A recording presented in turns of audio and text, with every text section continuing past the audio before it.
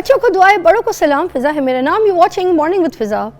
नाज़रीन, आज सुबह सुबह जो है ना, जो मैंने अपनी आंखों से देखा, जो कुछ समझा, वही मैं बात से अपनी जो है ना प्रोग्राम का आगाज़ करूँगी। आपको पता है मेरी एक 10 साल की बेटी है और मैं अपनी बच्ची को स्कूल छोड़ के फिर इधर ऑफिस आती हूँ। और मोस्टली जो टाइम है मेरा, मैं अपने टाइम से बहुत पहले आके या तो कभी नीचे गाड़ी में सो रही होती हूँ, कभी ऑफिस में सो रही होती हूँ, या मैं फिर सबका वेट करती हूँ, या फिर मैं सबके हालात देखती हूँ। जो न्यूज़ के लोग हैं वो ज़्यादा जल्दी आ जाते हैं, तो फिर मैं उनके घर के हालात, कभी गप्पे, कभी उनके घर वालों की बातें, कभी न्यूज़ में वो क्या टाइप करें, एडिट करें, देख रही होती हूँ। अब जल्दी आने का मकसद मैं आपको बताती हूँ क्यों है। अब देखिए, सुबह सुबह के टाइम पे आपने देखा होगा कि ट्रैफिक कितनी ज़्यादा होती है। पूरा लाहौर जो है ना वो चौक हुआ होता है हर तरफ से। उसकी सबसे बड़ी रीज़न क्या है नाज़रीन, कि सुबह के टाइम जो है ना लोग अपने बच्चों को स्कूल छोड़ने के लिए अपनी अपनी गाड़ियों पे लेके जा रहे होते हैं। ओके, अब एक गाड़ी जिसमें एक बच्चा है, एक चलाने वाला है गाड़ी को, गौर से सुनिएगा। अब हमारे वहाँ जौन सा ना जो स्कूल बसेस है ना, उसका कल्चर कोई नहीं है। हमारे वहाँ कुछ स्कूल्स ऐसे हैं जिनकी अपनी कुछ ट्रांसपोर्ट है, कुछ बसेस है, बट उनकी खटारा कोई हालत है, वो कोई अच्छी कोई हालत में, कंडीशन में नहीं है। अब सीन ये है कि हम ये जो कल्चर है ना, इसको हमें लेकर आना पड़ेगा हमारे मुल्क में। आप बाहर के मुल्क में जाएं, अमेरिका, कनाडा, यूरोप, उधर जो है स्कूल की बसेस चलती हैं। लोग अपनी प्राइवेट गाड़ियों में छोड़ने के लिए स्पेशल बच्चों को लेके गाड़ियाँ नहीं निकालते, फ्यू पीपल ओनली। अब जहाँ पर एक बस जो है जो 40 से 50 बच्चों को एक टाइम पे स्कूल लेके जा सकती है, वहाँ पे 40 से 50 गाड़ियाँ जा रही होती हैं। अब वो 40-50 गाड़ियाँ आप खुद सोचें कितनी जो है ना बाकी ट्रैफिक को ब्लॉक करती हैं, कितना ज़्यादा ये जो ट्रैफिक जाम होता है इसकी वजह से। अब सुबह सुबह जो ऑफिस जाने वाले लोग हैं ना, वो भी पब्लिक ट्रांसपोर्ट को इस्तेमाल करना जो है ना, जाहिर सी बात है अच्छा नहीं समझते। वो कहते हैं हमें लोग समझेंगे हम गरीब हैं, लोग समझेंगे कि भाई हमारे हालात ख़राब हैं, हम माड़े हो गए। हालांकि लाहौर के अंदर अगर पब्लिक ट्रांसपोर्ट की बात की जाए ना, तो ज़बरदस्त किस्म की ऐसी ऐसी इलेक्ट्रिक बसेस हमारी चल पड़ी हैं अभी तो, कि आप क्या कहते हैं। और ऐसे कि वो पूरे लाहौर को भी कवर करती हैं, वो रूट्स पे हर तरफ से हर ट्रैक को कवर करते हुए जाती हैं। आप मेट्रो बसेस देख लें, मेट्रो ट्रेन आ गई है हमारे पास, ठीक है ना, electric train, electric buses, स्पीडो buses हमारी, ठीक है ना, ये बहुत पूरे लाहौर को कवर कर रही हैं। मगर हम इनको यूज़ करना और इनमें बैठना जो है ना, अपनी शान को कम समझते हैं। हम समझते हैं हमारी शान ख़राब हो जाएगी, हम इस पर बैठेंगे, ये हमारी औकात है। यार, एक एक बंदा अगर किसी काम के लिए जा रहा है तो इंडिविजुअली अपनी अलग से प्राइवेट गाड़ी निकाल के जा रहा है। और सुबह के टाइम पे ट्रैफिक जो है वो ऐसी ब्लॉक हो गई। अब तो मुझे लगता है जो गाड़ियां हैं इनको या तो पर लगाने पड़ेंगे या फिर इनको भी जहाज़ बनाना पड़ेगा। ये अगर हवाओं में उड़ेंगे तो ही बंदा कहीं काम पे टाइम पे पहुंच सकता है। यही जौन सा जो है ना, शाम के वक्त भी इसी तरह की सिचुएशन, जब सब लोग अपने काम से, ऑफिस से वापस घर जा रहे होते हैं, तो भी उनको यही जो है ना मसाइल का प्रॉब्लम जो है वो फेस करनी पड़ती है। अब बाहर ममालिक में लोग बाहर ट्रेन में ट्रैवल कर रहे हैं, लोग सारी आप देखें ट्यूब्स वहाँ पे भरी पड़ी हैं, लाइंस हैं वहाँ पे, लोग ट्रैवल कर रहे हैं, अंडरग्राउंड ट्रेन्स चल रही हैं, अंडरग्राउंड वहाँ पे सारा काम हो रहा है, ठीक है। अपनी प्राइवेट गाड़ी का इस्तेमाल बहुत कम करते हैं। अब जैसे मैं यूके जाती हूँ, आपको पता है यूके में पार्किंग का इतना बड़ा इशू है, इतना पे करना पड़ता है पार्किंग का, ठीक है। आपको वो पर्ची लगा जाते हैं फ़ौरन, 1 मिनट में आपकी टाइमिंग्स हैं, आपको इतने से इतने बजे तक यहाँ पार्क करनी है, उसके बाद उधर से उधर तक इतने टाइम पे पार्क करनी है। तो वहाँ पे तो पार्किंग बहुत महंगी। वहाँ पे अमीर से अमीर बंदा जो है या तो पैदल चलता है, साइकिल चलाता है, बसेस पे जाता है, पब्लिक ट्रांसपोर्ट का यूज़ करता है, या फिर ये अंडरग्राउंड ट्रेन्स जो हैं, ट्यूब्स जो हैं, इनको इस्तेमाल करता है। पूरी दुनिया में लोग इसी तरह से कर रहे हैं, बड़े बड़े बिजनेस टाइकून्स कर रहे हैं। मगर हम इस चीज़ पे जो है ना नहीं आ रहे। हम अपनी जो है अना पे, हम अपनी इसको लेकर आ गए कि हमें तो लोग गरीब कहेंगे, हम पब्लिक ट्रांसपोर्ट पे जाएंगे, ये हमारी औकात है, हम पागल हैं, हमने तो ये वाली वो गाड़ी निकालनी है, हमने वीएट निकालनी है, हमने क्रूज़र निकालनी है, प्राडो निकालनी। हम इन गाड़ियों पे से अपनी औकात को पता नहीं समझते कि ख़राब हो जाएगी।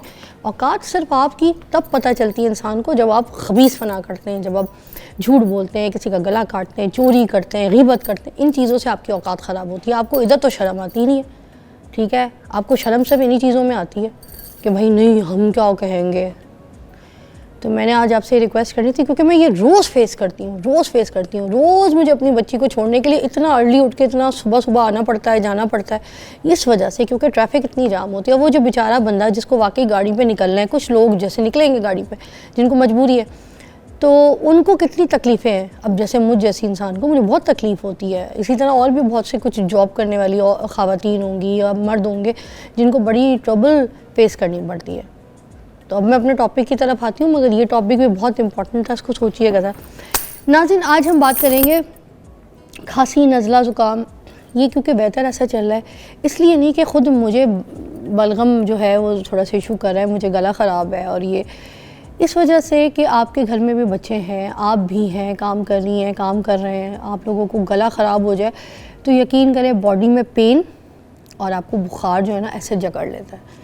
अल्लाह बख्शे अम्मी कहती थी जो चढ़ता मौसम है ये और जाता मौसम जो है सर्दी का, ये दोनों जो है बहुत ख़तरनाक होते हैं। मिड मौसम जब बर्फ़ गिर जाए, ठंड चढ़ जाए, उस वक्त कोई मसला नहीं होता। आता जाता मौसम क्योंकि सर्द गर्म को मिक्स कर रहा होता है तो ये आपके बॉडी टेम्परेचर को डिस्टर्ब करता है, उसकी वजह से आपको जो है ना प्रॉब्लम हो जाती है।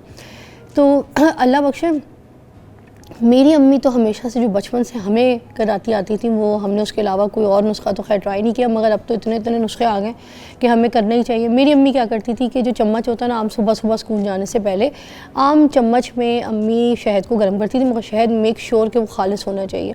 हम उसको चम्मच में गर्म करते थे, अम्मी उसको गर्म करके बारीक बारीक अदरक का जो टुकड़ा है वो काट देती थी और उसको जो है ना मलमल के कपड़े में अदरक का रस भी थोड़ा सा उसके ऊपर निचोड़ देती थी और बारीक बारीक पार्टिकल्स भी। उसके बाद थोड़ी सी उसमें काली मिर्चों को कभी भी बिल्कुल पीस के पाउडर बना के नहीं, उसको जो गुदर के जो मोटा मोटा नहीं आता दाना वाला, वो उसके ऊपर डाल के, तो उसके ऊपर हल्का सा काला नमक डाल के, ठीक है, उसमें थोड़ा सा मुलैठी का पाउडर डाल के अम्मी अब चम्मच को ऐसे ना चूल्हे पे गर्म करती थी। अब वो जब गर्म करो तो जो शहद है ना बिल्कुल पानी की तरह हो जाता है, उसके अंदर से चिपचिपाहट ख़त्म, वो बिल्कुल पानी लिक्विड टाइप हो जाता है। वो फ़ौरन हल्का फूंक मार के तो बच्चों को एक एक चम्मच वहीं किचन में खड़ा करके मुँह में दे देती थी। सारा दिन हमें आराम रहती थी। और फिर हमारी जो थी ना छोटी छोटी डिब्बियाँ बना देती थी मुलैठी के पाउडरों की, और कहती थी जैसी खांसी हो ऐसा ज़बान पे रखो चाटो, ज़बान पे रखो चाटो। हम मुलैठी के पाउडरों को ज़बान पे रखते थे, छाटते थे। वो क्लास में होता ये था कि जो बाकी बच्चों को खांसी लगी होती थी वो खों खों खों करते थे, और मेरे साथ यकीन करें कोई बच्चा खांसना शुरू हो जाए तो मैं साइड पर खड़ी होती थी, टीचर पूछती थी क्या हुआ, तो इसको खांसी हो रही थी। तो ये मेरी अम्मी का नुस्खा था। मगर आजकल क्योंकि ट्रेंड है, जो छुपी हुई हिकमत थी वो वापस आ गई है, लोग हिकमत की तरफ, हर्बल मेडिसिन की तरफ वापस आ गए और अच्छे अच्छे हकीम सामने आए। हमारे जैसे शोज़ की वजह से भी, मैं अपने शो को भी बोलूँगी I am doing a good job, at least मैं हिकमत को वापस लेकर आई हूँ। मुझे कोई चीज़ क्रेडिट मिले ना मिले, मगर मुझे ये क्रेडिट ज़रूर मिलेगा कि मेरे शो, मॉर्निंग शो से हमारे बड़े बड़े हकीम जो हैं, जिनका बड़ा अच्छा काम था, वो सामने आया और हिकमत को जो है ना सराहने लग गए लोग। तो आज हैं हकीम फरहान साहब हमारे पास। हकीम साहब क्या हाल है? अल्हम्दुलिल्लाह, अल्लाह का एहसान, शुक्र अल्लाह का। हाय हकीम साहब, मैंने गलत तो नहीं कहा? देखिए आप भी हकीम हैं, आपको भी खांसी होती होगी, नज़ला होता होगा, ज़ुकाम होता होगा, इंसान भी तो है। हकीम होने का मतलब ये थोड़ी कि आपको कोई बीमारी नहीं हो सकती या खांसी नहीं हो सकती। हर चीज़ अल्लाह ताला की देन है और हर बीमारी से पहले अल्लाह ताला ने इलाज भी निकाला है, इसकी शिफा भी है हर चीज़ में। तो मुझे बताइएगा कि जो खांसी, नज़ला, ज़ुकाम आज के जो चढ़ते मौसम में तकलीफ़ दे रहा है, ख़ासतौर पर बच्चों को, हम इससे कैसे बच सकते हैं और इसकी क्या गलतियाँ हैं जो हम करें जिसकी वजह से हमें जकड़ रहा है? रब्बि शरह ली सदरी वयस्सिर ली अमरी वहलुल उक़दतम मिन लिसानी यफ़क़हू क़ौली रब्बि ज़िदनी इल्मा। पहली बात तो ये वाकई आपके प्रोग्राम को क्रेडिट जाता है कि आपने दोबारा हिकमत को ना जो प्रमोट किया है और अच्छे अच्छे अतिब्बा इकराम को बुलाया है, उससे अल्हम्दुलिल्लाह हमारे पास इस टाइम इतनी ट्रैफिक होती है बाज़ औक़ात के यकीन करें सोया भी नहीं जाता, यानी कि लोग दोबारा इसकी तरफ बड़े शौक़ से हिकमत की तरफ आए हैं। और इसमें कोई शक नहीं कि ये वाहिद मॉर्निंग शो है। मेरा भी कह लें कि आगाज़ यहाँ से हुआ था और अल्हम्दुलिल्लाह आज तकरीबन 20-21 चैनल्स के ऊपर मैं जा रहा होता हूँ। तो इसमें कोई शक नहीं कि ये स्टार्टिंग में जो आपने ये कह लें कि एक पौधा लगाया है या दोबारा ट्रेंड शुरू किया है, इसकी मौजद आप हैं, इसको स्टार्ट दोबारा करने वाली आप हैं। Thank you. तो इसमें जितने पेशेंट हमारे पास आते हैं वो ठीक होते हैं और यकीन करें इतनी दुआएं देते हैं, बाज़ औक़ात आंखों से आंसू आ जाते हैं कि हर बंदा, और उन दुआओं में आप भी शामिल हो गई हैं कि आपको इसका अल्लाह ताला अजर देगा। अब सर इसलिए भी इसकी रीज़न है कि देखें किसी जाहिल को भी पता है कि जो एंटीबायोटिक है वो कितना ख़तरनाक होता है। आपको पता है एंटीबायोटिक, मैं सब लोगों को बता दूं फिर मैं इसकी तरफ आपके पास ब्रेक लेके आऊँगी, कि जो एंटीबायोटिक है अगर एक तरफ से किसी चीज़ को हील करता है, उसका इलाज करता है, तो याद रखें किसी ज़ख्म को अगर वो कहीं से सुखा रहा है तो दूसरी जगह उसका साइड इफ़ेक्ट है, और एंटीबायोटिक का इफ़ेक्ट जो साइड इफ़ेक्ट है वो बहुत बुरा होता है। तो जिस तरीके से अपने बच्चों को एंटीबायोटिक से या ख़ुद को बचा सकते हैं तो कोशिश करें बचाएं। हिकमत की तरफ आएँ, ब्रेक के बाद आपसे फिर हम इस टॉपिक को मज़ीद एलैबोरेट करेंगे। कॉल्स, take a break.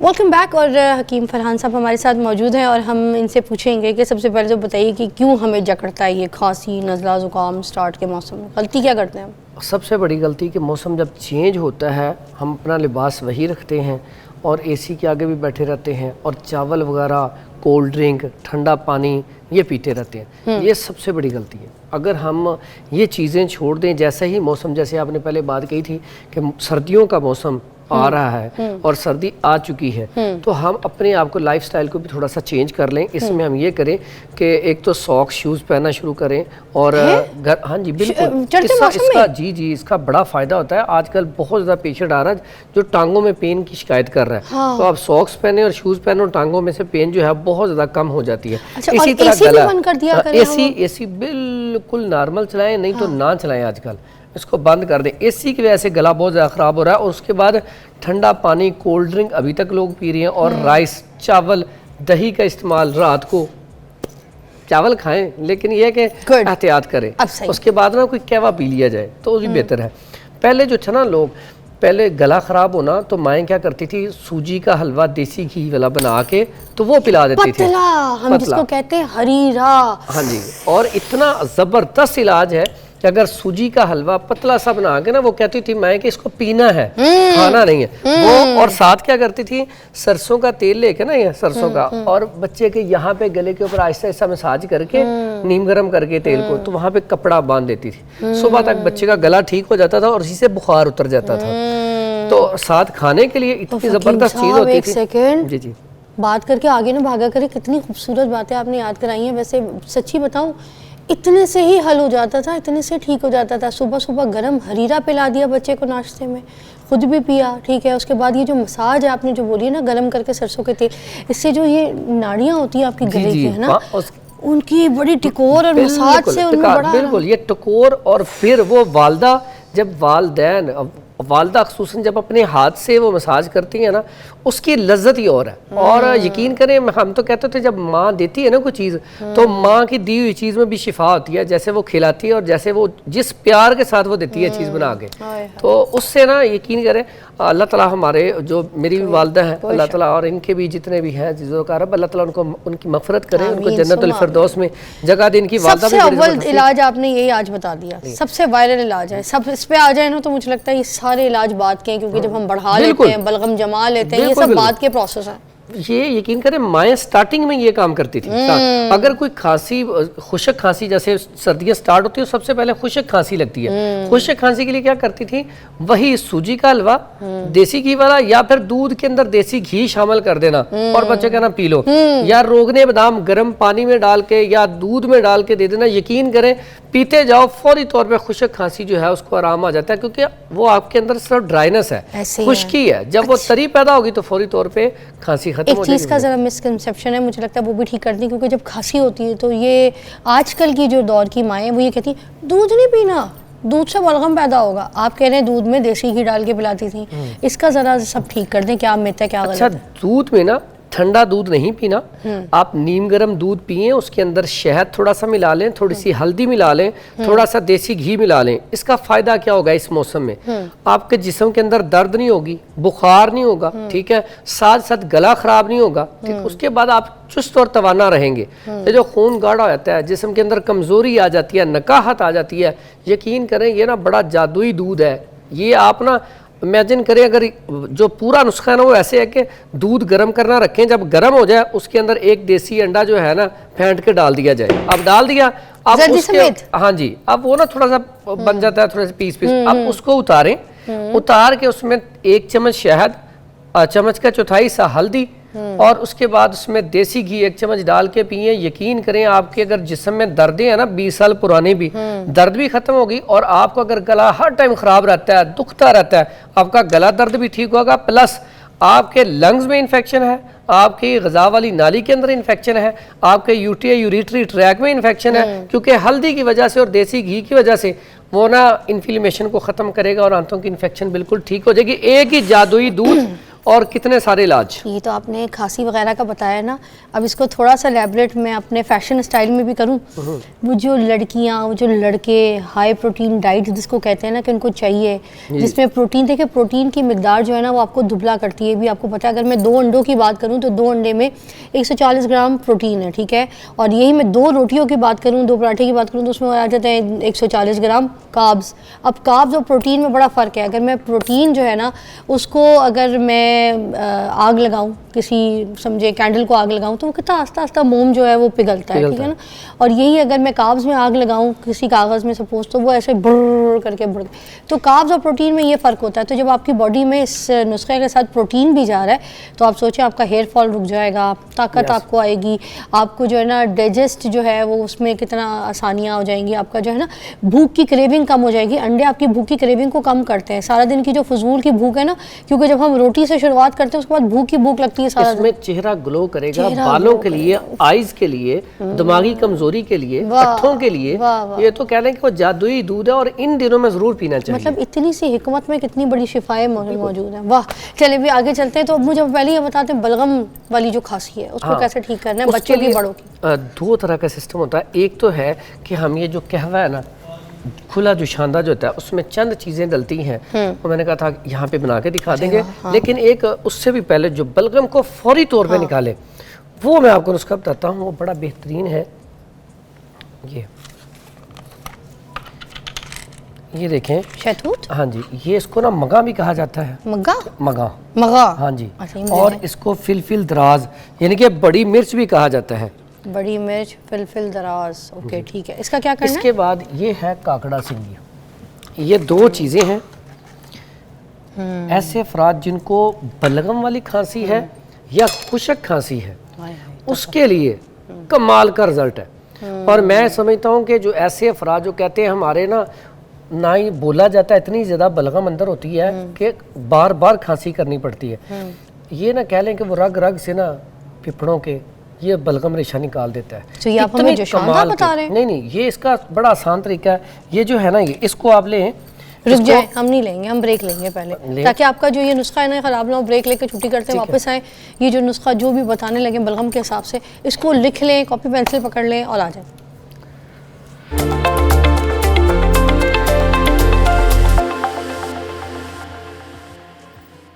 Okay, welcome back. और कोई जादुई नुस्खा है जो बलगम के लिए स्पेशली हकीम फरहान साहब हमें बता रहे हैं, तो प्लीज़ नोट दिस आउट। अच्छा जी, सबसे पहले तो ये है जी मगा, इसे फिलफिल दराज कहा जाता है और ये इतनी ज़बरदस्त चीज़ है बलगम रेशे के लिए। अच्छा। और साथ ये दूसरी चीज़ है काकड़ा सिंगी, ठीक है।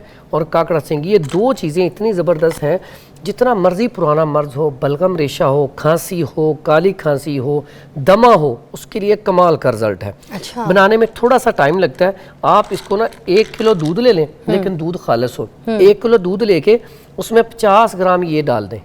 अब जब ये ना दूध पकी जाए, जब दूध गाढ़ा हो जाए, काफ़ी गाढ़ा हो जाए, फिर इसे निकालें, निकाल के इसे खुशक करें।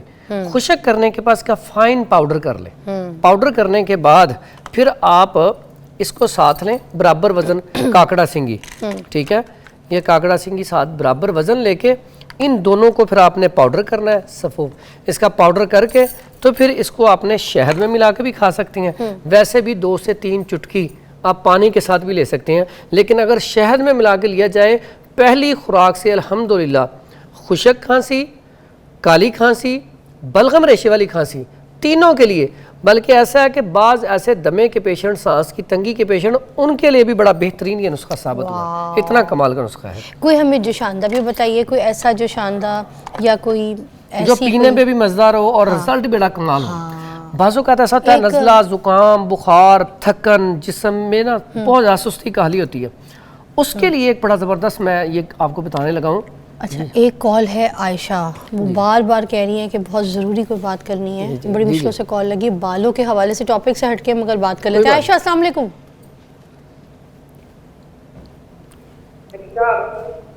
अस्सलाम वालेकुम आयशा, क्या कहेंगी?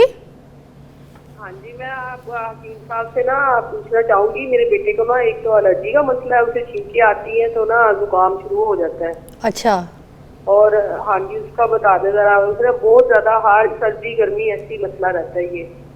और दूसरा फाका के ना बाल बहुत ज्यादा कमजोर है मेरे, बहुत टूटते भी हैं और ग्रोथ नहीं होती है। प्लीज आप ये मेहरबानी बता दें। हकीम साहब बताएं।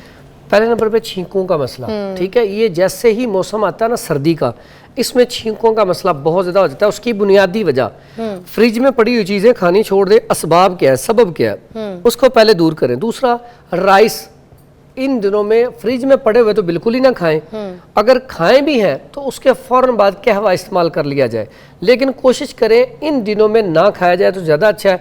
इसी तरह ठंडा पानी, कोल्ड ड्रिंक वगैरह, और ठंड से भी बचा जाए। रात को बच्चा, ऐसा बच्चा जिसको छींकें आती हैं, अगर रात को गर्म कैप पहन के सो जाए ना तो अल्हम्दुलिल्लाह पूरी रात भी नहीं छींकें आएंगी, सुबह भी नहीं आएंगी। इस मौसम से इस मौसम से, क्योंकि उसके अंदर रतूबत है ना, हाँ। ठीक है, नाक बंद हो रहा है। कुछ लोग कहते हैं जैसे मोजों के साथ कैप नहीं पहननी, कैप पहननी तो मोजे नहीं पहनने, मोजे नहीं, ये ऐसा कोई इशू नहीं है। मोजे कैप दोनों साथ नहीं, पहनी दोनों। देखिए, हरारत जिंदगी है, ठंडक मौत है। कभी भी आप बंदा मौत के करीब होता है, उसकी आप नब्ज चेक करें तो बिल्कुल हाथ ठंडा हो रहा होता है, नब्ज बिल्कुल स्लो चल रही होती है, ठीक है। तो इसलिए ना, इसलिए जो है ना हरारत वो जिंदगी है।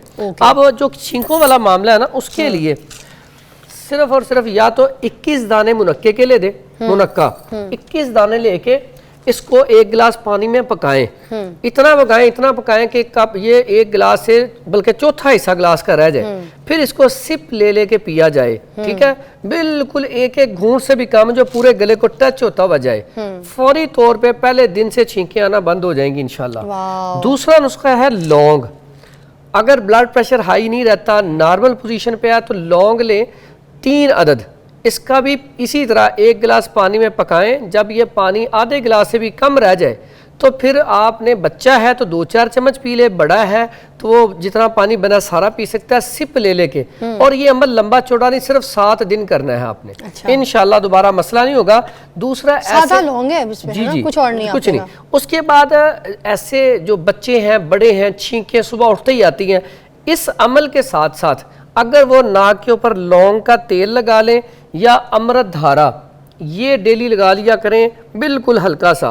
तो इस आंखों को नहीं टच होना चाहिए, आंखों से बचा के। तो इससे क्या होगा, हरारत पहुंचेगी। अब जितना भी हमारा नज़ला ज़ुकाम, ये दिमाग जो है ये रेशा पैदा करता है, रतूबत पैदा करता है, वो आगे यहाँ पे जम जाती है, ठीक है। तो उसका होगा क्या कि उससे आहिस्ता आहिस्ता नाक आपका खुलना शुरू हो जाएगा। और ये अमृत धारा ऐसी चीज़ है, ये आप ऐसे लगाएंगे तो इससे फ़ौरन नाक खुल जाएगा, यहाँ पे लगाएंगे नाक फ़ौरन खुल जाएगा, सांस बहाल हो जाएगी। ये बनता कैसे, इसमें 3 चीज़ें होती हैं, ठीक है। 7 पुदीना, 7 अजवाइन और काफूर, ये तीनों चीज़ें, 7 पुदीना, 7 अजवाइन और काफूर, ये 3 चीज़ें 10-10 ग्राम लेके किसी बोतल में डाल कर रख दें। उसके बाद उसमें से 1 ड्रापर ये भर के रख लें। फौरी तौर पे सर दर्द हो रहा है, फौरी तौर पे फाका आ जाता है, ठीक है, आपके यहाँ पे नाक बंद है, सांस नहीं आ रही, मुंह से सांस ले रहे हैं, फौरी तौर पे ये अफाका करता है, ठीक है। और ये जो बच्चे आजकल निबोलाइज करना होता है, बच्चों को बाज़-औक़ात बहुत ज़्यादा मसला हो रहा होता है कि सांस सही नहीं लिया जा रहा, तो आप पानी गर्म करें, उसमें इसके चंद ड्रॉप डालें और इससे स्टीम लें। ये वैसे कावे का पानी, मगर इसी तरह का पानी गर्म करके इसमें चंद ड्रॉप डालने, ऐसे ही है? हाँ बिल्कुल। और फिर इसको ना भाप आ रही है, ये लेनी है।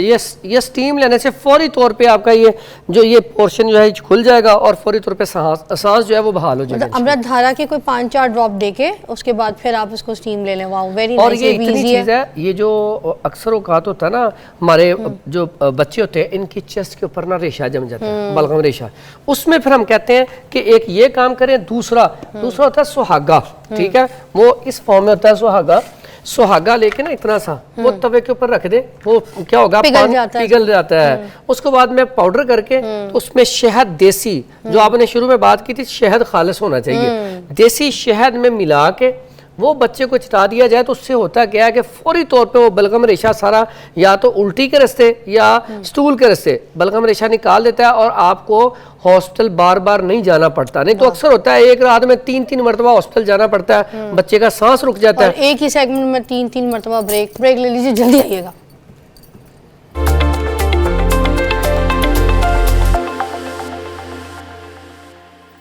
मैं नाजरीन एक कावा आजकल पी रही हूँ क्योंकि सर्दियाँ हैं, आपको पता, मगर मैं क्योंकि जो हमारे एक्सपर्ट्स हैं उनसे पूछताछ के सारी इन्फॉर्मेशन के साथ अपनी चीज़ों को ऐड करती हूँ।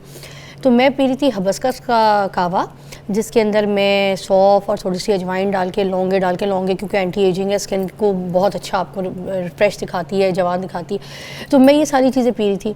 तो मैं इनसे पूछ लिया अभी ऐसे ही, मैंने कहा कहीं हिबिस्कस ऐसा तो नहीं कि नज़ले ज़ुकाम में नहीं पीना चाहिए, और मैं जो मेरा खांसी अभी तक ठीक नहीं हो रही, मैं दवाइयाँ खाती नहीं हूँ कोई। तो उन्होंने मुझे बोला कि हिबिस्कस को इस सर्दियों में माइनस कर दें, उसकी जगह इंजीर जो होती है ना, इंजीर को आप उस कावे के अंदर डाल दें, एक इंजीर को काट के छोटे छोटे पीसेस, और उसका फ़ायदा सुने आप क्या होता है। ये हमारी बात हो रही थी, अभी आप आ गए, सुन लें अब। इंजीर जो है ना, एक तो आपका गला दर्द नहीं होगा, खांसी नज़ला जुकाम नहीं होगा, और इससे भी बढ़कर इंजीर का कहवा ऐसे मौसम में पीना कैंसर से बचाओ बेहतरीन है। कैंसर का जो पेशेंट है उसके लिए तो कमाल का रिजल्ट है। और अक्टूबर का पूरा महीना कैंसर के अवेयरनेस के लिए ही है। जी। तो ये और ये बिल्कुल ये इंजीर का कहवा बना के पिया जाए तो बेहतरीन है। और अभी हम आपको एक कहवा बना के दिखाने लगे जो वैसे ओवरऑल इस मौसम में पहले हमारे बड़े ना वो खुला जुशांदा ला के तो वो इस्तेमाल करते थे नज़ला जुकाम बुखार खांसी के लिए, जिस्म दर्द और जिस्म दर्द के लिए। इतना कमाल का, और फिर टेस्ट बड़ा ज़बरदस्त होता है, पीने में बड़ा मज़ेदार, बच्चे बड़े शौक से पीते हैं। ये सबको आना चाहिए घर में। ये कावा बहुत स्पेशल है बिकॉज ये वो है जोशांदा जिसे हम कहते हैं असली जोशांदा। ठीक है, ये डाले ये फजूल के जो कावे हैं ना जो आप अपने घर में अपने नुस्खे बनाते हैं उसको छोड़ दें। ऐसे डाल दूं? ऐसे डाल दें। इसको क्या कहेंगे? ये है मुलट्ठी। ओ, उसके बाद ये है जी बनफ्शा। ओके। ये नज़ला जुकाम बुखार के लिए कमाल की चीज़ है। ओके, ये देखें। उसके बाद ये है जी इंजीर। बनफ्शा भी एक? हाँ जी, बस इतना काफी। और ये इंजीर की अभी बात कर रहे थे, आप भी देख लें इंजीर भी डलने लगी है। ठीक है, ये इंजीर, सॉरी मैं इसको धो के डाल दूं? हाँ डाल दें धो के। ये सारी चीज़ें ना धो के डालें। ओके, एक अच्छा होता है सिस्टम ना। उसके बाद आगे ये मुनक्का डालें। ओके, मुनक्का कितने डालूं? ये भी 2-3 पीस डालें। ये सौंफ और उनाब डालें।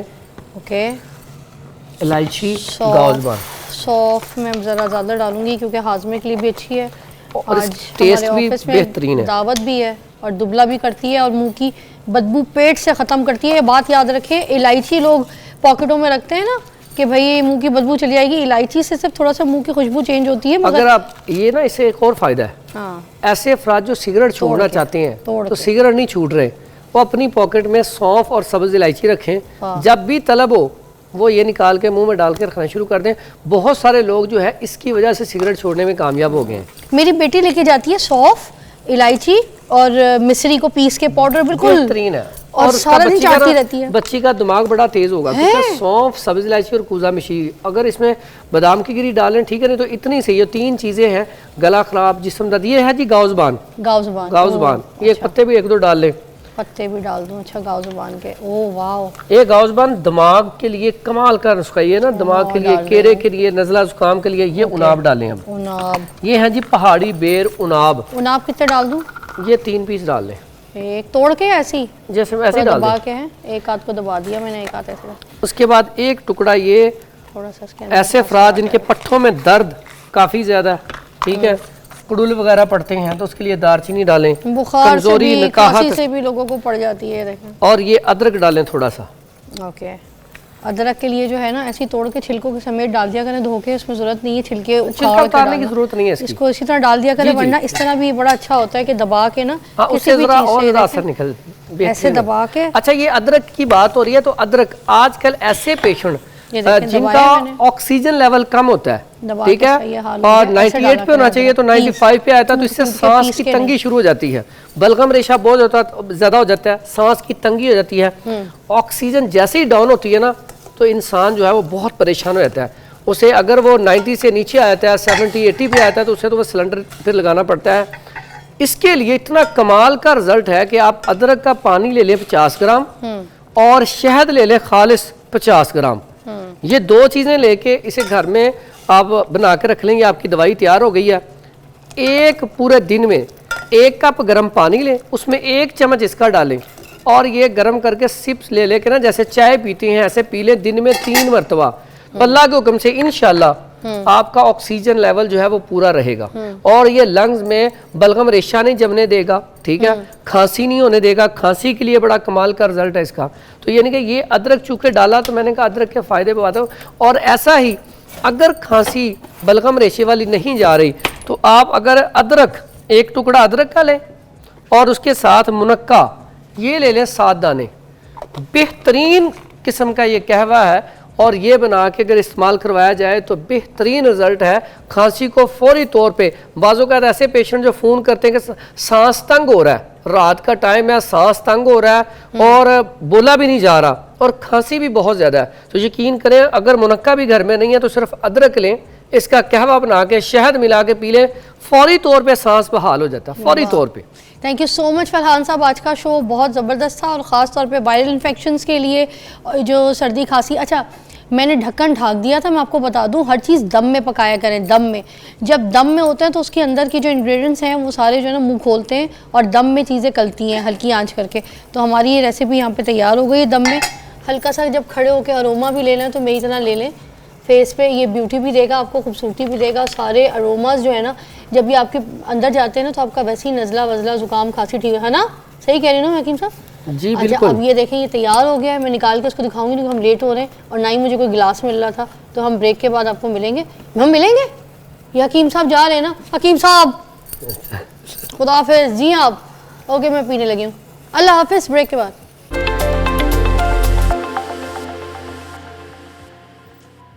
Welcome back. और नाज़रीन, अभी आपका फेवरेट सेगमेंट दोबारा, एक सेगमेंट के बाद ज़बरदस्त दोबारा एक सेगमेंट जो है वो भी आपका फेवरेट सेगमेंट है।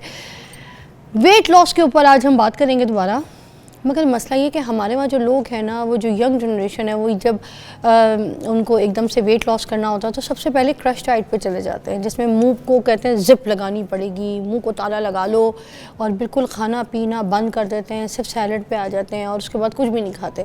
अब जैसे खीरे पे लग जाती है दुनिया, अब वो जो हमारे पास जो खीरा आता है उसके अंदर तो मुझे नहीं लगता इतनी ग़िज़ाइयत होती है, उसके अंदर सिर्फ पानी पानी होता है। और उसके मुझे तो पता नहीं, कुछ लोग ये भी कहते हैं खीरे का कोई मौसम होता है जिसमें सही खीरा मिलता है, उसके अलावा तो बाकी जो मौसम के खीरे हैं वो सही नहीं होते। तो मुझे इन चीज़ों की खैर इतनी इन्फॉर्मेशन नहीं है तो इसलिए उसमें मैं बात नहीं करूँगी, मगर ये कि कीटो डाइट हो जाती है कुछ लोग और नए नए किस्म की डाइट्स जो है वो ईजाद हो गई हैं, उनके ऊपर चले जाते हैं और फ़ाक़त ज़्यादा हो जाते हैं। कुछ लोगों की चेहरे की रंगत ख़त्म हो जाती है, कुछ लोग सिट्रस और लेमन के ऊपर चले जाते हैं, इतना लेमन पीते हैं, इतना एप्पल साइडर विनेगर पीते हैं कि उनकी जो स्किन की एक लेयर होती है वो इतनी बारीक हो जाती है कि अगर हल्की सी भी उनको चोट लगती है तो निशान नहीं जाता, रगें जो हैं उनकी दिखना शुरू हो जाती हैं। तो इस तरीके के जो दुबलापे हैं जिसमें आपकी ब्यूटी लॉस हो जाए, क्योंकि ब्यूटीफुल लगने के लिए आप वेट लॉस करते हैं, आप ब्यूटी विद बीस्ट वाला जो सीन है ना जिसमें आप बीस्ट की तरफ चले जाते हैं, वो नहीं अच्छा लगता।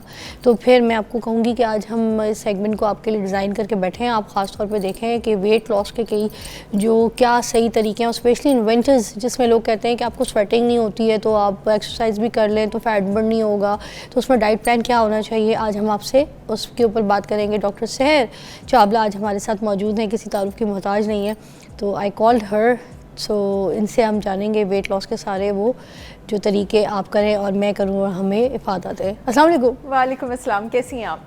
Great, you looking amazing. Thank you so much, माशाल्लाह। I would like you to stand first, जिस तरह कि मैंने आपकी मिलने के बाद तारीफ की थी ना, ये लोगों को भी Thank दिखना you, चाहिए। thank you. Look at her shoes, close कीजिएगा कैमरा, खड़े होकर ऐसे चीज़ें नहीं दिखानी, हमने पहले इनके शूज़ दिखाने please.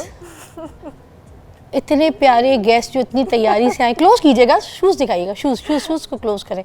Beautiful sandals, thank you. ये मेरे ख्याल से कोई सैंडल आप इंटरेस्टेड है दिखाने में भाई? ये दिखा दे, ऐसे वाह, yes, this is called sandals. मैंने इतने प्यारे सैंडल्स किसी गेस्ट के अभी तक नहीं देखे। Thank you Fiza, and this coat is amazing, you looking wow. Thank you, बहुत मेहरबानी आपकी, आप So खुद pretty. बहुत प्यारी हैं माशाल्लाह। मेरी कोई गेस्ट इतनी तैयारी, इतनी प्यार से, इतनी अपने आप को लुक लेके आए, तो मुझे लगता है ये ऑडियंस के लिए तैयार होती हैं, अपने घर के लिए, अपने लिए नहीं हुई, तो आपको दिखाने के लिए। तो मैंने कहा शुड कि कितनी क्लासी लग रही है। थैंक यू सो मच, बहुत शुक्रिया। मामा कहती होती थी कि जब आप मेज़बान होते हैं, मेहमान होते हैं, आपकी तैयारी डायरेक्टली प्रोपोर्शनल है उस खुशी के जो आपको किसी से मिलने की है। कि अगर आप नहीं तैयार तो it's a kind of its disrespectful, I believe. बिल्कुल, सामने वाले को रिस्पेक्ट देने के लिए भी तैयार वो होना चीज़ कितनी चाहिए। इंपॉर्टेंट थी। हाँ, कि आप इम्पॉर्टेंट थे, ये चीज़ इम्पॉर्टेंट थी। चलिए वेट लॉस के ऊपर बात करते हैं। जो आजकल की यूथ है, नौजवान नस्ल है, वो पागल हो गई है, क्रैश डाइट करती है, कीटो डाइट करती है और पता नहीं कौन कौन से नींबू सिट्रस पे लग गई है। तो प्लीज़ हमें बताएं, are we doing a right thing? Absolutely not. देखिए जी, जब हम वेट लॉस की बात करते हैं, इतना बड़ा और इतना खूबसूरत टॉपिक है ना, तो अगर आपके वेट लॉस का कॉज आपको किस वजह से वेट गेन हो रहा है, हार्मोनल वजह से हो रहा है, फैटी लिवर की वजह से हो रहा है, स्ट्रेस की वजह से हो रहा है, थायराइड की वजह से हो रहा है, जब तक आप उस पर नहीं पहुंचते, और दूसरा जब तक जिस्म की तासीर पे नहीं पहुंचते, यहाँ पे मेडिकल साइंस भी आ जाती है, चाइनीज़ मेडिसिन भी आ जाती है, आयुर्वेदा भी आ जाती है, कुछ भी स्किप नहीं कर सकते आप ऑथेंटिक वेट लॉस करने के लिए। वही जो आप कह रही है, वेट लॉस आप खूबसूरत और हेल्दी होने के लिए करते हैं, और उसके पीछे कोई रीज़न नहीं है, आप सेहतमंद होने के लिए करते हैं, और दूसरे नंबर पर खूबसूरत होने के लिए। जब तक आप ये दो चीज़ें नहीं पकड़ते हैं, आप वेट लॉस नहीं कर सकते। एक टर्म से लोगों को मुतारफ़ करवाना चाहूँगी, VLCD मेडिकल लैंग्वेज में कहते हैं वेरी लो कैलोरी डाइट। वो डाइट, अब तो लोग इतने तेज़ है, गूगल पे हम इंडिविजुअल फूड आइटम्स का कैलोरी निकाल सकते हैं ना फिजा। वो डाइट जो आपके पास 700 से 1000 कैलोरी की है एक दिन में, यानी अगर आप 1000 से नीचे ले रहे हैं कैलोरी, वो VLCD डाइट है, और वेरी लो कैलोरी डाइट नहीं करते हैं। उससे आपको कोई फ़ायदा नहीं। इनिशली ऑफ कोर्स जब आप कार्ब्स छोड़ेंगे, जंक छोड़ेंगे, जिस्म से आपका पानी भी निकलेगा, इनिशियली आपका वाटर भी लूज़ होगा, थोड़े से आप लेप्टिन सेंसिटिव होंगे, उसके बाद फिर जाके आप लेप्टिन रेजिस्टेंट हो जाएंगे, यानी वो हार्मोन जो आप इस बात का तयन करता है कि आपका पेट भर गया या नहीं, तो वो VLCD डाइट भी काम करना छोड़ देगी। अब ऐसे लोग, जब नॉर्मली एक इंसान का 700 कैलोरी में दिन में पूरी ग़िज़ाइयत लेना मुश्किल है, जो ग़िज़ाइयत उसको चाहिए एक एक्टिव फंक्शनल इंसान को, मेरे और आपके जैसे, ठीक है, जो अभी बूढ़ा भी नहीं है, तो उसको अगर वो इंसान कंसिस्टेंटली 700 या 800 कैलोरीज लेगा दिन में, तो उसकी तो ग़िज़ाइयत पूरी होना थोड़ी मुश्किल नहीं है। तो अल्टीमेटली फिर जाके आपकी इम्यूनिटी भी नीचे होती है, आपको बीमारियां भी लगती हैं, और अपने जिस्म को जाने बगैर। कल भी मैं ये एक चाइनीज़ मेडिसिन की बुक पढ़ी थी, उसमें भी यही लिखा हुआ था, और मैं ये बात हालांकि वैसे ही कहती रहती हूँ कि अपने जिस्म की बात सुने। हर एक को पता होता है फिज़ा, क्योंकि मैं तो क्लिनिक में इतने पेशेंट से मिलती हूँ कि हर लोगों को पता होता है मेरी बॉडी की तासीर गर्म है या मेरी बॉडी की तासीर ठंडी है। खुद पता होता आपको भी पता होगा, फील होता होगा ना। अगर बॉडी का टेम्परेचर हाई रहता है, कुछ लोगों के चीक्स फ्लश नहीं रहते, कुछ लोग दही खाते हैं, उनके गोडों में दर्द नहीं शुरू हो जाता। गोडे हमारा पंजाबी स्लैंग वर्ड है, इसलिए यूज कर रही हूँ ताकि लोग आइडेंटिफाई करें। गोडों में दर्द नहीं शुरू हो जाता कुछ लोगों का, तो ठंडी तासीर है ना। जिन लोगों को नींबू का एक ग्लास लेके फ्लू हो जाता है, दर्दें हो रही हैं, ये सारी चीजें, उनको ठंडी तासीर जो है, ठंडी तासीर है। अगर आपको डेयरी से दर्द होता है, आपको सिट्रस से दर्द होता है, एप्पल साइडर विनेगर भी सिट्रस में आ जाता है, नींबू सिट्रस में जाता है। आप अगर उन लोगों में से हैं जो जरा सा नींबू और जरा सा केचप लेते हैं और आपका गला खराब हो जाता है, आप ठंडी तासीर वाले लोग हैं। आप अगर उन लोगों में से हैं जो बड़े आतिश मिजाज हैं, एंग्शियस हैं, थोड़ा सा रात को सोने में भी प्रॉब्लम होती है, नींद के घंटे कम भी हो तो भी आप एक्टिव रहते हैं, थोड़ा सा पेट अगर आपका लूज रहता है और आप बहुत दुबले पतले और आसानी से वेट पुट ऑन नहीं करते, आप गर्म तासीर वाले लोग हैं। आपने सारी बातें सही कही हैं, इसमें मुझे तो पता चल गया कि मेरी तासीर कौन सी है, आपने भी सुनने वालों ने। मगर मैं आपको बताऊं, आप पहली डॉक्टर हैं ऑनेस्टली जिन्होंने यहाँ पर आके इस बात को माना है कि आपकी बॉडी ठंडी गर्म तासीर वाली होती है, क्योंकि ये बातें तो हिकमत में है, मगर जो मेडिकल है, जो बाकी जो और डॉक्टर्स मेरे पास आते हैं, वो तो उसको डिनाई करते हैं। वो कहते हैं आपके जिस्म की कोई ठंडी गर्म तासीर कुछ नहीं होती है। But you said so well. No, मैं हिकमत की भी बहुत, उस नॉलेज की भी बहुत इज्जत करती हूँ, क्योंकि मुझे ना ऐसा लगता है फिजा कि जो हर ब्रांच है ना, जो भी हर ब्रांच ऑफ नॉलेज है, उसमें कुछ ना कुछ होता है पकड़ने और सीखने के लिए। हो ही नहीं सकता है कि आप पूरी हिकमत को कैसे नलिफाई कर सकते हैं। आयुर्वेदा भी कमाल की साइंस है, और चाइनीज मेडिसिन, आपको पता है एक्चुअली हिकमत से भी पहले जिस चीज ने ये बातें की हैं, लोग पढ़ते नहीं है ना। कभी पाकिस्तान में सुना किसी ने जाके चाइनीज मेडिसिन की किताब खरीदी हो? मैंने अपने अलावा किसी को नहीं देखा खरीदते हुए। आप अगर चाइनीज मेडिसिन की किताब पढ़े ना, पहले तो 2 महीने सिर्फ आपको उसकी लैंग्वेज समझने में लग जाते हैं, जो उसने बॉडी की तासीर बताई है। आजकल एक स्लैंग में जेंजी एक बात कहती है ना, you are the yin to my yang. Gen Z को काहे नहीं सुनते? ये चाइनीज मेडिसिन के पहले चैप्टर में है। यिन कहते हैं जी जरा कंप्लीट थोड़ी सी ठंडी तासीर को, यांग कहते हैं गर्म को। तो जो लोग होते हैं ना आतिश मिजाज, वो जब उन्होंने किसी को डेट करना हो, कुछ करना हो, वो कहते हैं ना you are the yin to my yang, ठीक है? तो वो कहते हैं कि तुम ठंडे हो, मैं गर्म, यू नो। ये चाइनीज मेडिसिन से लफ्ज निकला है, ये जेंजी का भी, यू आर द यिन। तो ये हिकमत भी, I would say the Chinese medicine and हिकमत, they are going side by side. वो उसकी बहुत सारी हद तक उर्दू ट्रांसलेशन है। Alright, oh my God, I like it. So see, इसका मतलब है कि जो चाइनीज मेडिसिन है वो हिकमत के बहुत करीब भी है।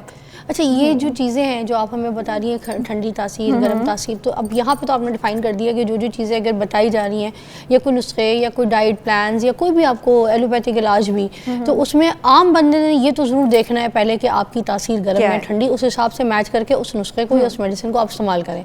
यहाँ तो आपको इस चीज़ की नॉलेज मिल गई। अब दूसरी बात आ जाती है कि जो हम जो कोई कहता है भाई मैं तो ये बना रही थी, मैं तो ये खा रहा था, मैं तो ये करके दुबला हूँ, मैं तो ये करके हमने इस चीज़ पे बिलीव करना है, या फिर अपनी तरीके की कोई अपनी मेडिसिन अपने हिसाब से चलानी है और इलाज करना है, अपनी खुद बनानी है अपनी तबीयत को देख के। हर इंसान की अपनी मेडिसिन या अपना इलाज या अपना टोटका अपने Customized. हिसाब से कस्टमाइज कर सकता है Customized ना, होता है। क्योंकि हर एक की अपनी बॉडी लैंग्वेज है, अपनी बॉडी की तबीयत है, उसके मिजाज हैं।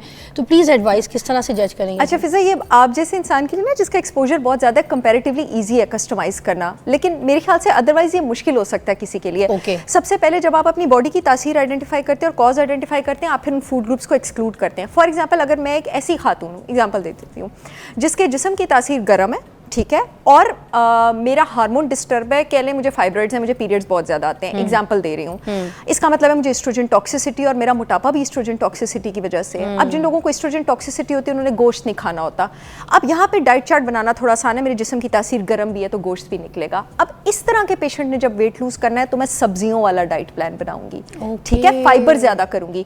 अच्छा, अब फॉर एग्जाम्पल मैं एक ऐसी औरत हूँ जिसको स्कैंटी पीरियड्स हैं, पहले मैं एस्ट्रोजन टॉक्सिसिटी वाली, और स्कैंटी पीरियड्स और एस्ट्रोजन कम होने की वजह से मेरा वेट पुट ऑन हो गया, मेरे थाइस पे वेट है, मेरे लोअर एब्डोमेन। मुझे कैसे पता लगेगा? अगर ये पेशेंट मेरे ऑफिस में आ रही है और मैं देखूंगी ऊपर से साइज स्मॉल है और नीचे से साइज लार्ज है, तो इसका स्कैंटी एस्ट्रोजन है, ठीक है। अच्छा। इसको कहते हैं ओवरी बॉडी टाइप, ठीक है। और फॉर एग्जांपल इस पेशेंट की बॉडी की तासीर ठंडी है, तो ये भी मेरे लिए एक प्लस पॉइंट है, अब मैंने इसको गोश्त ज्यादा देना है। अब फॉर एग्जांपल ये एक ऐसी पेशेंट है जिसकी स्कैंटी एस्ट्रोजन है, यानी मैं इसको गोश्त देना चाह रही हूँ, लेकिन दूसरी तरफ इसकी बॉडी की तासीर गर्म है।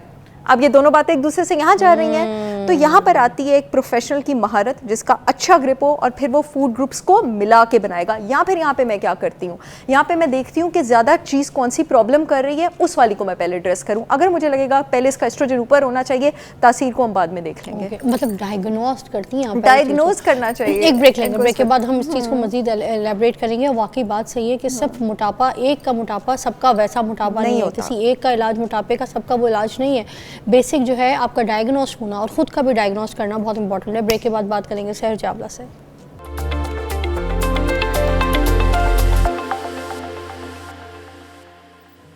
सहर चावला ने भी बीच में ना ब्रेक में मुझे बड़ी चीज़ें बताई हैं, जिसमें उन्होंने बताया कि एक तो सर्द और गर्म वाला जो पेशेंट है जिसकी तासीर ऐसी है, उसकी डाइट प्लान का, क्योंकि हम अभी पूछेंगे, आपकी कॉल्स भी शामिल करेंगे। सहर से आप बात कर सकते हैं अगर आपको डाइट प्लान चाहिए, तो आज आपको लाइव डाइट प्लान मिलेगा, वो भी मुफ्त, क्योंकि सहर जाहिर सी बात है चार्ज करती है। She is a brand of Pakistan, she is a big name, तो मगर उसके बावजूद अगर आप लाइव कॉल करेंगे तो यहाँ पर यह है कि आपको डाइट प्लान आपकी जिस्म की तासीर के हिसाब से आपको फ्री में मिलेगा।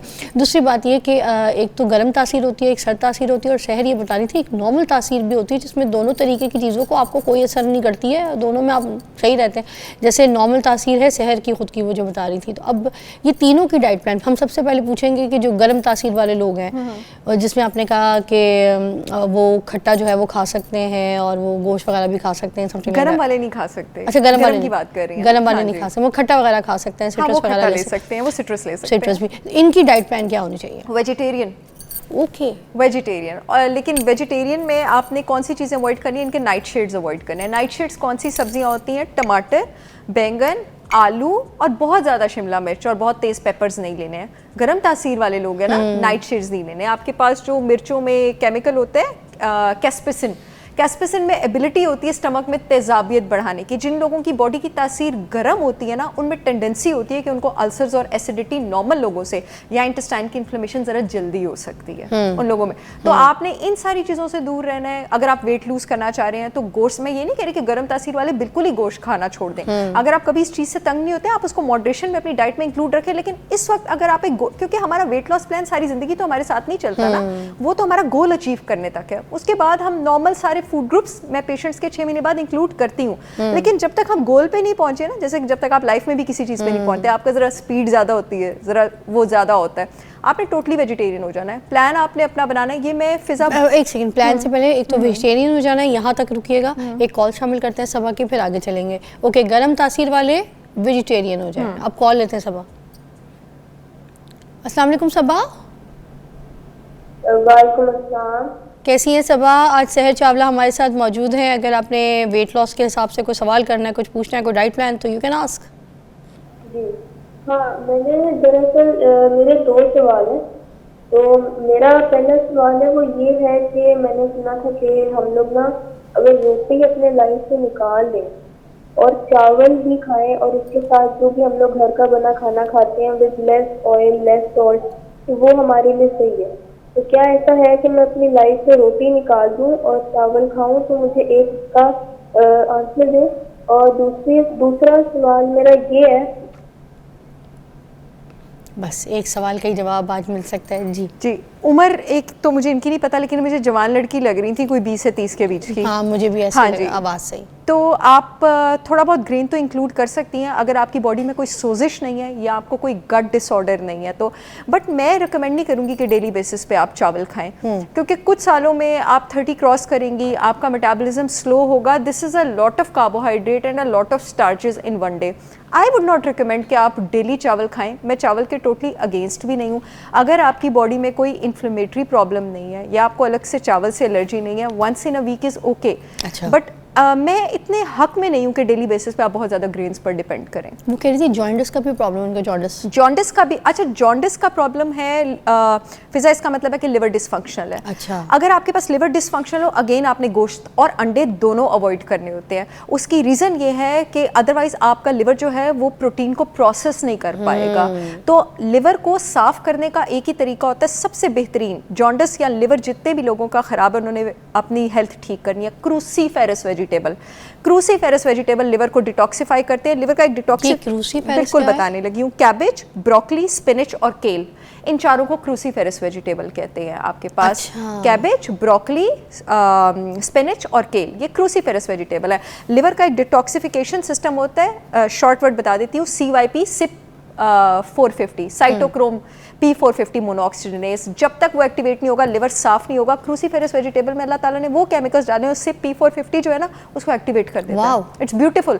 और जितनी भी औरतों को ये पीरियड्स में बहुत ज़्यादा ब्लीडिंग होती है ना, जो बड़े मुश्किल पेरीमीनोपॉज से गुजर रही हैं, जिनको फाइब्रोइड्स का प्रॉब्लम है, छाती की सिस्ट का प्रॉब्लम है, एंडोमेट्रियोसिस का प्रॉब्लम है, आप सारी भी क्रूसीफेरस वेजिटेबल लें, अपने लिवर को डिटॉक्स करें ताकि टॉक्सिक एस्ट्रोजन बाहर निकले। वाओ, जबरदस्त। अब आगे चलेंगे, गर्म तासीर वाले जो लोग हैं वो वेजिटेरियन हो जाएं, उसके आगे उनका डाइट प्लान जी।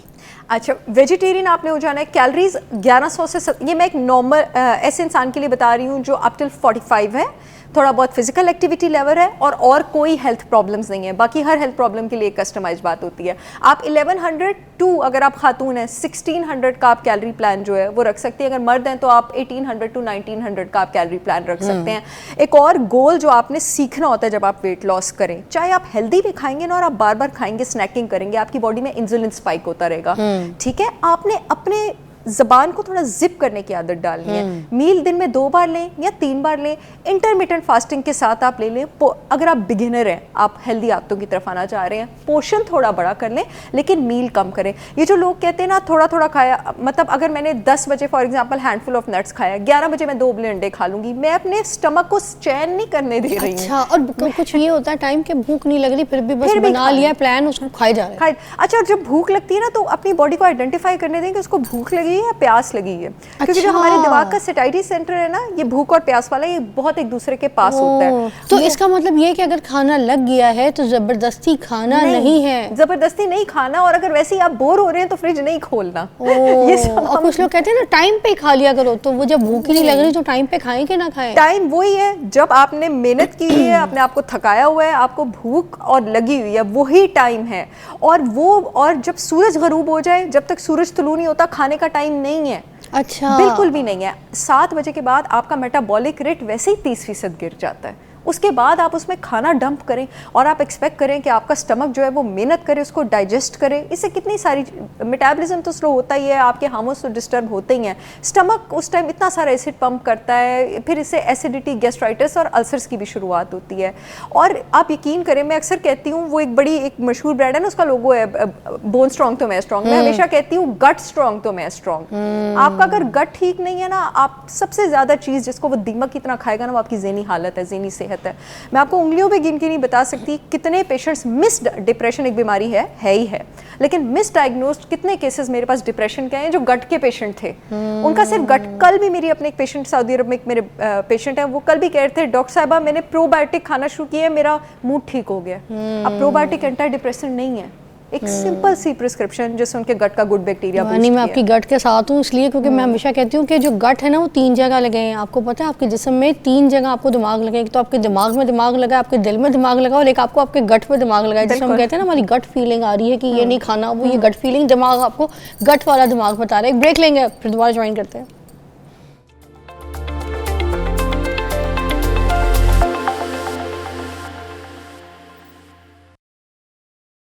ओके जी, हम गर्म तासीर वालों की जो डाइट प्लान है उसी को भी डिस्कस करेंगे, आगे एलाबरेट करेंगी जी शहर। जी, हम वेजिटेरियन की बात कर रहे थे। अगर इन केस आपकी बॉडी पे रैशेस हो जाते हैं तो फिर आपने एग्स से भी दूर रहना है। कुछ गर्म तासीर वालों की बॉडी पे रैशेस भी हो जाते हैं। यहाँ मैं बताती चलूँ कि ये रैशेस एक्जिमा और सोराइसिस की मैं बात नहीं करी, वो बिल्कुल एक डिफरेंट चीज़ है। एक्जिमा और सोराइसिस, जिसको शायद चंबल भी कहा जाता है उर्दू में, ऑटो इम्यून डिजीज़ है वो प्रॉपर, वो लीकी गट के साथ एसोसिएटेड है। खैर उसमें भी आप अंडे नहीं लेते हैं, लेकिन जिन लोगों की बॉडी की तासीर गर्म है, रैशेस हैं, आपने भी अंडे फ़िलहाल नहीं लेने हैं। अगेन देन जब आप ये ठंडी डाइट पे जाते हैं ना, तो थोड़े अरसे बाद फिर आपकी बॉडी की तासीर भी न्यूट्रलाइज होना शुरू हो जाती है। लेकिन जो आपको अल्लाह ताला की तरफ से बॉडी टाइप और तासीर मिली हुई है ना, वो कम्प्लीटली कभी स्विच नहीं हो सकती। मैं आपको बता दूं, वो रहती उसी तरफ ही है। इसी तरह जो ठंडी तासीर के लोग हैं, आपकी डाइट कार्निवोर होगी, आप गोश्त की तरफ जाएंगे, आप ज़रा डेयरी प्रोडक्ट से दूर रहेंगे। गर्म तासीर वाले डेयरी ले सकते हैं, गर्म तासीर वाले सिट्रस ले सकते हैं, ठीक है, नींबू वगैरह और वो सारे टोटके, नींबू पानी, एप्पल साइडर विनेगर। गर्म तासीर वालों को वो है, ठंडी तासीर वालों को वो है कि वो बोटियाँ खा सकते हैं। ये भी तो है ना, हमारे यहाँ गोश्त और मुर्गी को पसंद किया जाता है, तो मुर्गी और गोश्त दोनों खा सकते हैं? बिल्कुल खा सकते हैं, मुर्गी और गोश्त खा सकते हैं, लेकिन डेयरी प्रोडक्ट से दूर रहेंगे, सिट्रस से दूर रहेंगे। सब्जियाँ आप ये वाले जो है नाइट शेड्स, वो आप ले सकते हैं। ये लोग शिमला मिर्च ले सकते हैं, लोग मिर्चें ले सकते हैं। आलू को आप वैसे ही इतना प्रायोरिटाइज नहीं करते वेट लॉस में, क्योंकि उसका ग्लाइसेमिक इंडेक्स बहुत ज़्यादा हाई है, तो बेटर है ना लें। ये लोग टमाटर ले सकते हैं, ये लोग इन चीज़ों को कंज्यूम कर सकते हैं के लिए। बिल्कुल। मछली बिल्कुल ले सकते हैं, जितनी भी आपके पास मीट प्रोटीन सोर्सेज हैं, दुम्बा हो गया, बीफ हो गया, गोश्त हो गया, छोटा गोश्त, बड़ा गोश्त, मुर्गी, सब कुछ, और इन सबकी यखनियाँ भी पी सकते हैं। बिल्कुल यखनियाँ भी। दूध का इस्तेमाल, जो गर्म तासीर वाले लोग हैं, अगर उनमें से किसी को हार्मोनल प्रॉब्लम है या गट का प्रॉब्लम है, तो वो दूध से दूर रहेंगे, क्योंकि दूध एंडोक्राइन डिसरप्टर, आसान लफ्ज़ों में बता दूं, हार्मोन को मज़ीद ख़राब करने में रोल प्ले कर सकता है आपके पास। और जितने भी लोगों का गट का प्रॉब्लम है, चाहे आपकी फूड एलर्जी टेस्ट में आपको मिल्क एलर्जी नहीं आई है, ये बात आप लोग बांध लें अपने साथ, या आपको ग्लूटेन एलर्जी नहीं आई है, आपने हमेशा गंदम और दूध से दूर रहना है। अगर आपको लीकी गट का प्रॉब्लम है, IBS है, डाइजेस्टिव इश्यूज़ हैं, लीकी गट कैसे पता लगता है मैं बता रही हूँ, पेट फूल जाए, मैं बताती हूँ। अगर आपको IBS है, आपको डाइजेस्टिव इश्यूज हैं, बार बार लूज स्टूल स्टार्ट हो जाते हैं, आपको मल्टीपल फूड एलर्जीज रहती हैं, आप उन लोगों में से हैं जिनको हर दूसरे खाने से एलर्जी है, हर दूसरे खाने से वो बाथरूम जा रहे हैं, आप उन लोगों में से हैं जिनको क्रॉन्स डिजीज है, अल्सरेटिव कोलाइटिस है, रूमेटॉइड आर्थराइटिस है, एक्जिमा है, सोराइसिस है, हाशिमोटोस थायराइडाइटिस है, खुदा ना खास्ता सिस्टेमिक लूपस एरिथमेटोसिस है, शॉगरिन सिंड्रोम है, तो आप लोगों ने गंदम और दूध से दूर रहना है। ये जितनी बीमारियां बताई, जिन को है ना वही समझेंगे। एग्जैक्टली, ये कैसे को कहते हैं नॉलेज चेक करें आप। अच्छा, और फिर वो जो ठंडी तासीर वाले लोग हैं, वो दूध पी सकते हैं गर्म खौलता हुआ? क्योंकि बेड टाइम पे लोगों को दूध की बड़ी आदत है, जैसे मुझे तो दूध के बगैर नींद ही नहीं आती। तो आपको सूट कर रहा है, is it working for you? अच्छा, ये देखिए, ये आपको खुद पता होगा, कभी पेट तो खराब नहीं हुआ इससे? अच्छा, कितने सालों से आप ये ले रही हैं? बचपन से हल्दी वाला दूध, कभी प्रॉब्लम नहीं, और माशाल्लाह वेट भी मेंटेन है, हाँ, देसी घी भी डाल लेती हूँ कभी कभी, और माशाल्लाह फर्टिलिटी भी अच्छी रही है, इसका मतलब it has worked for you. तो आपकी बॉडी सही चल रहा है तो फिर पी लें, it has worked for you, फिर पी लें, बिल्कुल। और ठंडी तासीर वाले पिए या नहीं? ठंडी तासीर वालों को अगर गट का प्रॉब्लम नहीं है और हार्मोन का प्रॉब्लम नहीं है तो वो पी सकते हैं। अच्छा, और दही? दही ठंडी तासीर वाले तो बिल्कुल भी ना लें, आपको बहुत ज़्यादा प्रॉब्लम करेगी, कोई it will do no good to you. अगर आप वेट लूज करना चाह रहे हैं और आप अल्सर के पेशेंट हैं, तो दही आपके लिए बहुत ही ज़्यादा अच्छी है। और अगेन अल्सर के पेशेंट भी ज़्यादा वही होते हैं, अब आप देख लें सारी चीज़ें कितनी मिलती हैं जिनकी बॉडी की तासीर गर्म। विंटर्स में लोग कहते हैं दही का इस्तेमाल ना करें, गला ख़राब हो जाएगा, बलगम आ जाएगा, छाती ख़राब हो जाएगी, ऐसे मत करें, तो हम क्या करें? हमें दही अगर अच्छा लगता है, हम खाएं या ना खाएं, प्लीज़ बताएं। अगर आपकी बॉडी की तासीर ठंडी है, आप सर्दियों में तो बिल्कुल भी दही ना खाएं, वो आपके लिए प्रॉब्लम करेगा। फिर ये वही लोग हैं जिनको दही खाने के बिल्कुल अगले दिन, छाछ पीने के 1-2 दिन बाद घुटनों में और पूरी बॉडी में जो है अनएक्सप्लेन्ड पेन्स शुरू हो जाती हैं, जिन पेन्स का आपको नहीं पता। और अगर आपकी बॉडी की तासीर गर्म है तो आप खाएं सर्दियों में भी दही। अच्छा, फिर आपको कोई प्रॉब्लम नहीं करेगी, तो आपको सूट करेगी। और जो नॉर्मल, और ये रात और सुबह का भी दही का बता दे सिस्टम। मैं ना ये रिकमेंड करती हूँ कि दही को यहाँ आप साथ खाने के ले लें, प्रोबायोटिक भी है, ठीक है, खाने का जायका एक रायता टाइप अलग और खाने को डाइजेशन में अलग आपके पास हेल्प करता है। पुदीने की चटनी बना के तो दही में डाल लें थोड़ा सा, मिंट अगेन आपके पास बड़ा ज़बरदस्त एंटी माइक्रोबियल भी है, डाइजेशन में भी हेल्प करता है। यहाँ दही को आप सोने से पहले भी ले सकते हैं। ओके, ठीक है, ये वाली चीज़ें सही। अच्छा, और ये जो आजकल आपने तो सुना ही होगा योयो हनी सिंह का नाम, हाँ जी, ठीक है ना? बहुत सुना है, गाने उनके भी साथ सुने हैं। योयो डाइट भी आ गई है। अब व्हाट इज योयो डाइट? ये क्या नई डाइट आई है? अच्छा, यो डाइट और क्रैश डाइट को कहते हैं कि you are swinging, you know, हाँ, यू आर मतलब- swinging between this and this and this and this, that's the yoyo. That's the yo. Again मैं इसके हक में नहीं हूँ।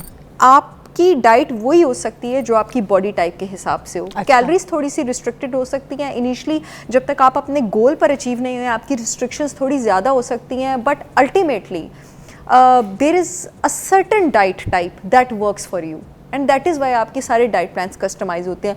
मैं जब भी सोशल मीडिया पे या कहीं पे भी ऐसी वीडियोस देखूँ ना, 10 दिन में 8 किलो कम करें, मैं तो सर पकड़ के बैठ जाती हूँ। ऐसा डाइट प्लान कैसे, ये कौन सा डाइट प्लान है जो पूरी दुनिया पे लागू हो रहा है? और जो मेरे पास जब पेशेंट्स अगर आके इस तरह की बात करें ना, मेरे वैसे पेशेंट्स जो है ना उनको पता है कि डॉक्टर साहब के पास जाके ऐसी बातें नहीं करनी, लेकिन अगर कोई आके मेरे पास इस तरह की बात करे ना, डॉक्टर साहब महीने में 10 किलो कम करवा दे, मैं तो कहती हूँ जी वो तो बीमारी से ही हो सकता है, तो अपने आप को बद्दुआएं तो ना दें। वाकई बीमारी से क्यों आप अपने आप को बद्दुआ दे रहे हैं कि महीने में किसी 10 के साथ किलो? बुरा करें, बद्दुआएं लें और उसके बाद वेट कम कर लें। अच्छा, ब्रेक के बाद हम दोबारा आएंगे। ये जो एप्पल साइडर पीने वाले, सुबह सुबह नहार मुँह लोग लेमन वाटर पीते हैं, ठीक है, इसके ऊपर बात करेंगे। कॉल्स भी आपकी बहुत आ रही हैं, I am so sorry, but अब इस ब्रेक के बाद I will try to take your calls as well. Sehar is here, take a break.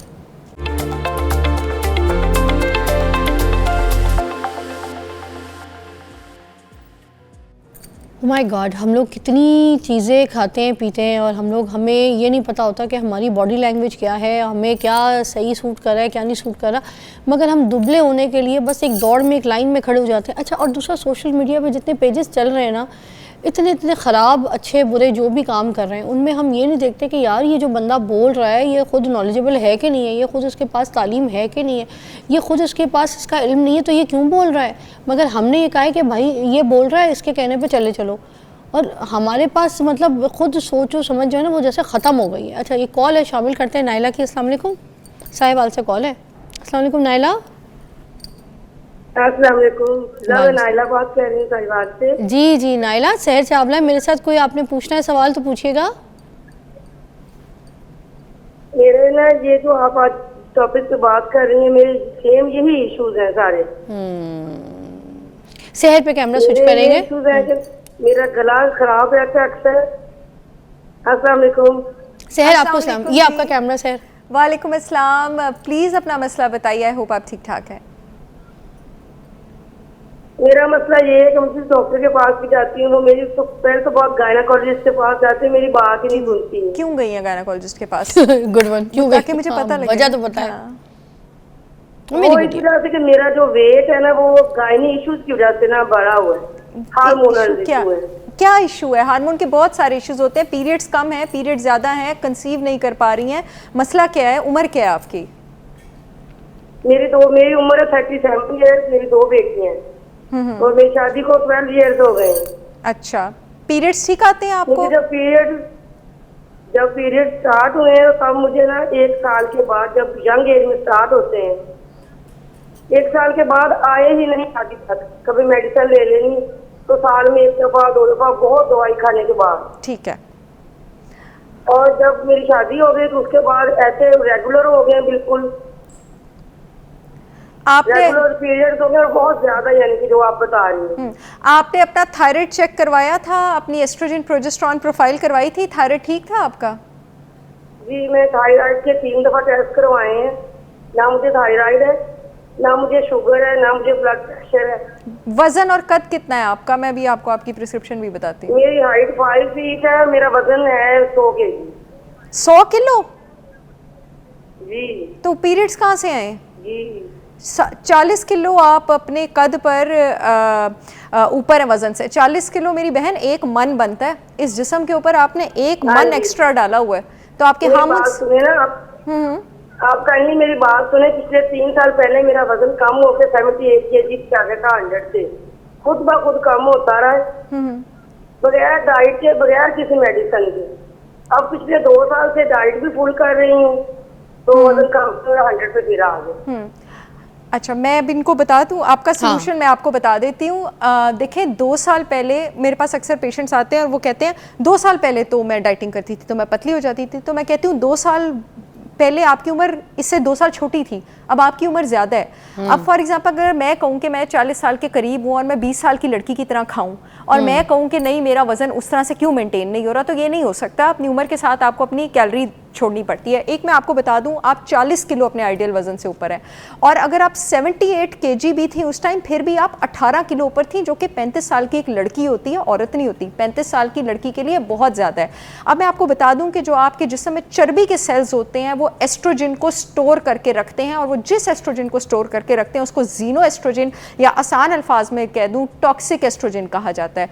ये टॉक्सिक एस्ट्रोजन आपकी मेंस्ट्रुएशन के आड़े में भी आता है और आपके हार्मोन्स को भी डिस्टर्ब करता है। आपको 30 किलो तो डेफिनेटली कम करने की ज़रूरत है। चले अपने आइडियल वज़न पे, आइडियल वैसे आपका 55 केजी होना चाहिए, 50 से 55, 45 किलो इससे कम होना चाहिए, लेकिन कम से कम 30 किलो तो कम करें। एक और रीज़न मैं आपको बता दूं, जब इतना सारा आपका फैट हो तो आपका इंसुलिन कंसिस्टेंटली रेज्ड होता है। औरत का इंसुलिन जब कंसिस्टेंटली रेज्ड हो तो वो डायरेक्टली प्रोपोर्शनल होता है टेस्टोस्टेरोन के, जो कि मेल हार्मोन है। औरत और मर्द दोनों में मेल हार्मोन और फीमेल हार्मोन हर वक्त मौजूद होता है। उसको ऊपर नीचे ले जाना हमारी बॉडी के फैट पे होता है। एक तो आपके फैट ने आपका टॉक्सिक एस्ट्रोजन ऊपर किया, दूसरा आपके फैट ने आपकी बॉडी में मेल हार्मोन कितना ऊपर किया होगा। पीरियड्स कहाँ से आए आपको, और जब तक पीरियड्स नहीं आएंगे ये जिस्म फूला हुआ रहेगा, तो वजन आप कम करेंगी लेकिन साथ आप हार्मोन्स को नॉर्मल भी करेंगी। एक तो आपने शतावरी जड़ी बूटी, शतावरी का लफ्ज शत से निकला है, शत आयुर्वेदा का लफ्ज है, आयुर्वेद शत का मतलब है 100 से ज्यादा फायदे वाली। एक तो आपने अपना एस्ट्रोजन नॉर्मल करने के लिए शतावरी जड़ी बूटी का इस्तेमाल शुरू करना है, स्वांजने पाउडर का इस्तेमाल शुरू करें, अश्वगंधा का आप जो है वो इस्तेमाल शुरू करेंगी। और गुड, शतावरी की तासीर ठंडी होती है, अश्वगंधा की गर्म होती है, मैंने आपको कॉम्बिनेशन में दे दिया, तो तासीरों का कोई वो होगा नहीं। विटामिन ई शुरू करें जी 800 इंटरनेशनल यूनिट डेली ब्रेकफास्ट के साथ। इनोसिटॉल शुरू करें 1000 milligram daily empty stomach. Evening primrose oil शुरू करें 1000 मिलीग्राम आप डेली। इसके साथ अपने विटामिन डी लेवल्स भी चेक कराएं। जो फिजा ओबीज इंसान होता है ना, उसकी बॉडी में vitamin D receptors down regulate हो जाते हैं, नीचे चले जाते हैं। यानी फॉर एग्जाम्पल अगर एक नॉर्मल वेट के इंसान को 20,000 इंटरनेशनल यूनिट हजम होता है, तो जो मोटा है अगर वो 20,000 इंटरनेशनल यूनिट खाएगा ना, तो उसके जिस्म को 6 या 7,000 ही मिलेगा। तो आपने एक्स्ट्रा डोज लेनी है। थैंक यू सो मच सहर, बहुत बहुत शुक्रिया। और देख लें इस तरीके से एक एक कॉल्स के साथ, इसलिए मैंने कॉल आज बहुत कम ली, मगर खैर क्योंकि सहर आई थी, और सहर अब एवरी थर्सडे जो है हमारे प्रोग्राम में होंगी। अगर आपने कोई कॉल्स करनी है, कोई सवाल करना है अपनी हेल्थ से रिलेटेड और वेट लॉस से रिलेटेड, तो सहर विल गोना टेल यू इंशाल्लाह। अपना बहुत ख्याल रखिएगा, कल मिलते हैं।